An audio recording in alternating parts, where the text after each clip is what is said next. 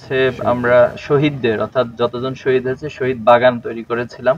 তো এভাবে করে বিশেষ বিশেষ কিছু আকর্ষণীয় আমরা বিভিন্ন সময় আয়োজন করেছি এবং আমাদের এই ডকুমেন্টেশন গুলো আছে। ইনশাল্লাহ আমরা আপনাদেরকে এগুলো প্রোভাইড করব ডকুমেন্টারি আকারে।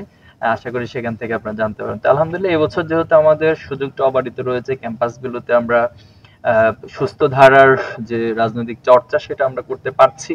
এজন্য আমাদের এই প্রোগ্রামটাকে আমরা বেশি প্রমোশন করার চেষ্টা করছি। আশা করি শিক্ষার্থীরা এখানে স্বতঃস্ফূর্ত অংশগ্রহণ করে এবং পরিবেশ নিয়ে সবার মাঝে সচেতনতা। এবং আপনি জানেন যে পুরো পৃথিবীতে কিন্তু এই পরিবেশ বিপর্যয়ের জন্য সবাই হুমকির সম্মুখীন হচ্ছে এবং থার্ড ওয়ার্ল্ড কান্ট্রি হিসেবে অথবা উপকূলীয় অঞ্চল হিসেবে আমরা কিন্তু এটার সমস্যার জন্য সবচেয়ে বেশি সম্মুখীন হওয়ার সম্ভাবনা আছে।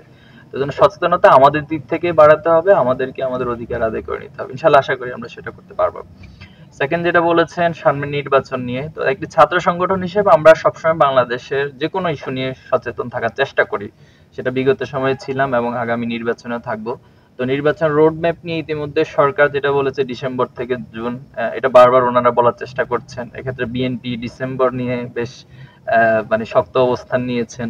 আবার জামাত বলেছেন যে সরকার যেটা রোড ম্যাপ ঘোষণা করেছেন আমরা চাই যে এর মধ্যে দিয়ে হোক। তো আমি মনে করি এটা ব্যালেন্স করে সরকার সিদ্ধান্ত নিবেন এবং ছাত্র শিবিরের জায়গা থেকে আমরা চাই না যে এমন কোনো সিদ্ধান্ত হোক যেটা রাষ্ট্রের জন্য ক্ষতি হয়। আমরা চাইবো যে এমন সিদ্ধান্তই হোক যেটা রাষ্ট্রের জনগণের জন্য, রাজনৈতিক দলের জন্য, সবার জন্য কল্যাণকর হয়। সেই সিদ্ধান্তের প্রতি আমরা সমর্থন থাকবে ইনশাল্লাহ।